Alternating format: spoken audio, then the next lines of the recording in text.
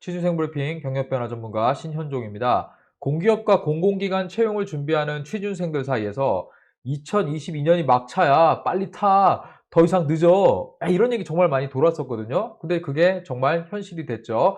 대선 이후에 여러 자료들이 나오고 있는데, 보도자료 중에 채널A에서 보도한 이 자료, 그러니까 공공기관과 공무원을 줄이겠다, 이런 내용이 나왔습니다. 자, 이 내용을 여러분들이 아셔야 되는 게요, 규모를 줄인다는 얘기는요, 채용 인원도 당연히 줄일 것이고요. 조직이 축소되기 때문에 여러 인력들을 재배치하겠죠. 그럼 당연히 신규 채용에 대한 부분이 줄어들 수밖에 없습니다. 자, 지난 2021년 국정감사 보통 이 기간 때 여러 가지 공공기관 평가를 하면서 다음 연도에 채용 인원을 조금 이렇게 조정을 하거든요. 자, 이런 부분들이 계속 자료화되면서 앞으로 2022년 이후엔 공기업 이제 끝이야, 이런 얘기 우리 취준생들 사이에서 정말 많이 돌았었거든요. 자, 이러한 것들을 데이터로 보여주는 게 여러 지표들로 나와 있는데요. 여기 한국은행에서 나온 자료를 보면은요, 여러분들 2020년부터 딱 뚜렷하게 신규 채용이 감소하는 거를 여러분들이 보실 수가 있을 겁니다. 자, 실질적으로 데이터도 많이 줄었는데,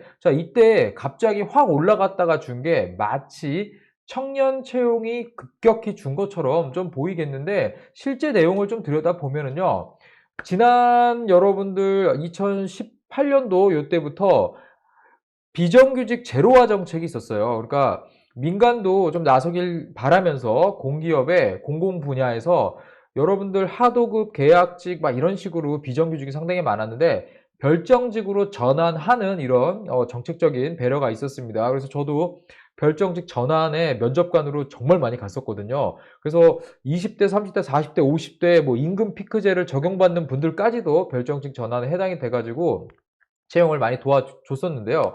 일단은 신규 청년 채용은요, 비슷한 수준을 유지했었다, 이렇게 보시면 좋겠습니다. 급격하게 늘었거나 급격하게 줄었거나 뭐 이런 건 아닌데요.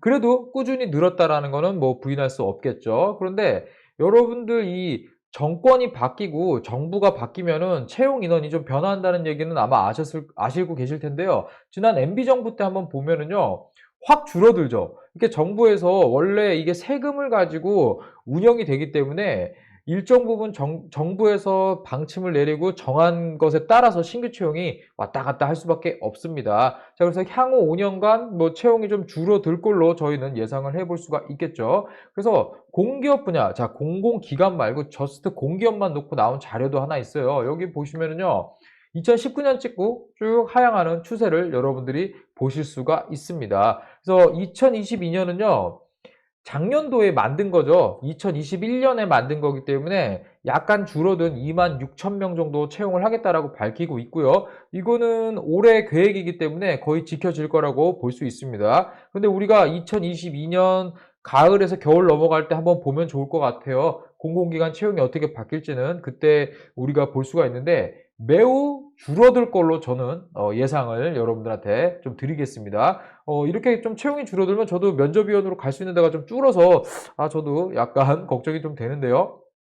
여러분들 지금 2022년은요, 3월, 5월, 8월, 자, 이렇게 채용이 가장 많습니다. 보통 세금을 투입해서 빨리 사람을 선발해야 하기 때문에 정책의 효과를 빨리 내기 위해서 상반기에 대부분 채용이 집중되어 있어요. 이게 공기업과 공공기관의 특징입니다. 하지만 하반기에도 채용하는 공기업들이 있기 때문에 8월에 반짝 올라가죠. 그런데 왜 2022년 막차냐? 제가 좀 강의 때 하는 내용을 오늘 조금 풀어드릴게요. 일단 가점 기준을 보고 공기업 취업을 준비를 해야 되는데, 가점 기준이 예전보다 많이 공개되고 이게 중요하다는 것을 우리 취준생들이 많이 알아요. 그래서 가점 기준에 대해서 맞추기 위해서 준비해온 사람이 점점 늘어납니다. 그리고 어학 점수가 예전에 2015년 도입될 때만 해도요, 토익을 없애라 해서 어떻게 됐죠? 토익이 점점 들어오는 쪽으로 바뀌고 있죠. 그나마 다행인 건 우리 당선자께서 토익의 유효기간을 2년이 아닌 5년으로 늘리겠다라고 일단 뭐 공약을 내셨기 때문에 그래도 우리가 좀 높은 점수가 있다면 안도의 한숨을 내실 수가 있겠지만, 자칫 이게 5년으로 바뀌면요, 어떤 문제가 발생하냐면 중고 신입들, 그러니까 취업한 지 2, 3년 된 사람들 이미 토익 성적이 만료됐기 때문에 다시 나와서 취업을 도전하려면 본인이 토익을 다시 봐야 돼요. 근데 이 5년이면 옛날에 취업했던 거 가지고 쓸 수 있죠. 그래서 중고 신입들의 경쟁이 아마 더 치열해질 거예요. 그러니까 공기업 공공기관의 토익 기간이 만료된 사람들이 우르르 대거 지원하는 현상이 2023년에 나타날 수 있습니다. 자, 그 다음에 꾸준하게 직무 수행 능력 평가 난이도가 올라가고 있죠. 이건 제가 강의 때 되게 자세히 설명을 드리는데 이것만 가지고 제가 2, 30분 정도 소요가 되기 때문에 그냥 이 정도만 얘기를 드리겠습니다. 자, 그리고 신규 채용이 감소되는 걸 예상해 볼 수가 있겠죠. 자, 이런 식으로 놓고 보면은요. 2022년이 막차야 빨리 타 라고 우리 취준생들이 이야기하는 게 뭐 그렇게 틀린 얘기는 아니다 이렇게 정리를 해볼 수가 있겠습니다. 자, 2022년 아마 공기업 취업하는 분들 막 학원도 가보고 학교에도 얘기해보고 여러 가지 아마 지금 좀 발등에 불 떨어지게끔 좀 행동을 할 텐데요. 일단은 여러분들 갑자기 준비한다고 딱 되는 것도 아니지만 준비만 하다 보면은요 아예 원서도 안 내고 내년 올 수 있어요. 그렇기 때문에 여러분들이 조금 더 이런 내용들을 가지고 오늘이라도 당장 취업 준비, 취업 계획을 딱 세워가지고요. 공기업, 공공기관 채용에 좀 도전을 하셨으면 좋겠다. 이런 제 조언을 좀 드리도록 하겠습니다. 네, 제가 준비한 콘텐츠 여기까지고요. 여러분들에게 좀 더 좋은 콘텐츠로 찾아뵙도록 노력하겠습니다. 경력변화 전문가 신현종이었습니다.